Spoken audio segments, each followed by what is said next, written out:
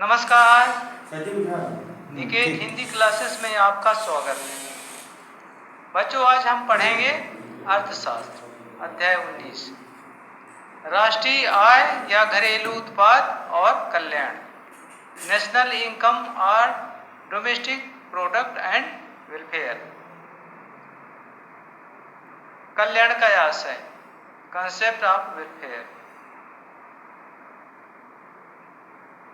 प्रायः कल्याण से आशय मनुष्य व समाज को प्राप्त होने वाली उन भौतिक सुख सुविधाओं से लिया जाता है जिनके उपभोग से मानसिक सुख में वृद्धि होती है।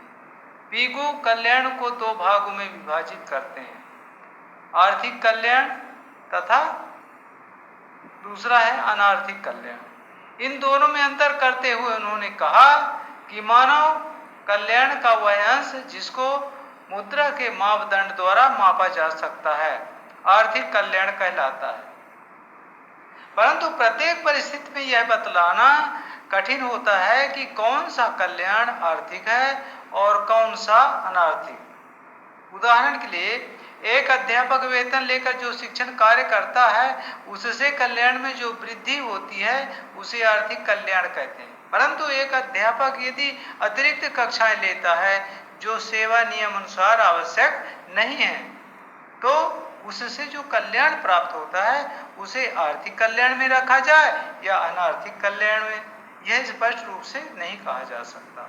अतः इस भेद को स्पष्ट करने के लिए मुद्रा के मापदंड को स्वीकार किया जाता है। मुद्रा का मापदंड हमें अधिकांश स्थितियों में आर्थिक और गैर आर्थिक कल्याण में भेद करने में सहायता पहुंचाता है।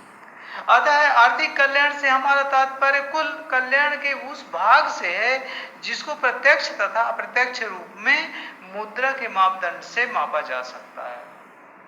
क्या आर्थिक कल्याण कुल कल्याण का सूचक है? आर्थिक कल्याण कुल कल्याण का एक भाग होता है, इसलिए जिस दिशा में आर्थिक कल्याण में परिवर्तन होता है उसी दिशा में कुल कल्याण में परिवर्तन होता है।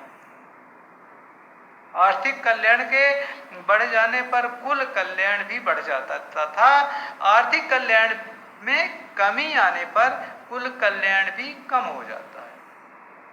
अतः यह कहा जा सकता है कि आर्थिक कल्याण कुल कल्याण का सूचक या बैरोमीटर होता है, परंतु यह बात सदैव सत्य नहीं होती, क्योंकि आर्थिक कल्याण को प्रभावित करने वाले आर्थिक कारण अनार्थिक कल्याण को आय को प्राप्त करने के ढंग तथा आय को व्यय करने के ढंग द्वारा प्रभावित करते हैं तथा यह भी आवश्यक नहीं होता कि जिस दिशा में आर्थिक कल्याण में परिवर्तन हो ठीक उसी दिशा में अनार्थिक कल्याण भी परिवर्तित हो।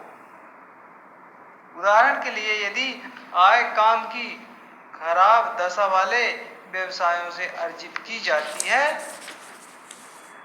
तो आर्थिक कल्याण तो बढ़ेगा परंतु अनार्थिक कल्याण कम होगा और कुल कल्याण में वृद्धि नहीं होगी। इसी प्रकार यदि व्यक्ति अपनी आय को मादक पदार्थों पर व्यय करता है तो अनार्थिक कल्याण में कमी होगी परंतु आर्थिक कल्याण बढ़ेगा। इसके विपरीत यदि आय को अच्छी पुस्तकें, अस्पताल खुलवाने आदि पर व्यय किया जाए तो आर्थिक कल्याण में चाहे कमी आए परंतु अनार्थिक कल्याण अवश्य बढ़ेगा। अतः कहा जा सकता है कि आर्थिक कल्याण कुल कल्याण का सूचक है परंतु यह अपूर्ण सूचक है। राष्ट्रीय आय और कल्याण में संबंध। राष्ट्रीय आय और आर्थिक कल्याण के बीच घनिष्ठ संबंध होता है। राष्ट्रीय आय में होने वाले परिवर्तनों का प्रभाव आर्थिक कल्याण पर पड़ता है। वास्तव में आर्थिक कल्याण को राष्ट्रीय आय के परिमाण में परिवर्तन तथा उसके वितरण में परिवर्तन दोनों प्रभावित करते हैं। अतः राष्ट्रीय आय और आर्थिक कल्याण में संबंध का अध्ययन इस प्रकार दो शीर्षकों के अंतर्गत किया जा सकता है: राष्ट्रीय आय के परिमाण में परिवर्तन तथा आर्थिक कल्याण। सामान्यतः राष्ट्रीय आय के परिमाण में परिवर्तन तथा आर्थिक कल्याण में सीधा संबंध होता है, अर्थात कुल राष्ट्रीय उत्पाद जीएनपी में जब वृद्धि होती है तो इसका आशय होता है कि देश के आर्थिक कल्याण में वृद्धि हो रही है। राष्ट्रीय आय में वृद्धि होने पर व्यक्ति अधिक वस्तुओं का उपभोग कर पाते हैं, अपनी आवश्यकताओं की पूर्ति अधिक कर पाते हैं तथा उनके आर्थिक कल्याण में वृद्धि होती है।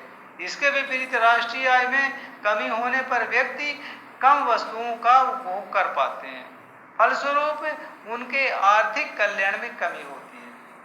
परंतु ऐसा होना सदैव आवश्यक नहीं है, इसके कुछ अपवाद हैं। दूसरे शब्दों में राष्ट्रीय आय में वृद्धि के परिणाम स्वरूप आर्थिक कल्याण में वृद्धि होगी या नहीं, यह बहुत सी बातों पर निर्भर करता है। ये बातें इस प्रकार हैं। निर्धनों को प्राप्त होने वाली आय में परिवर्तन।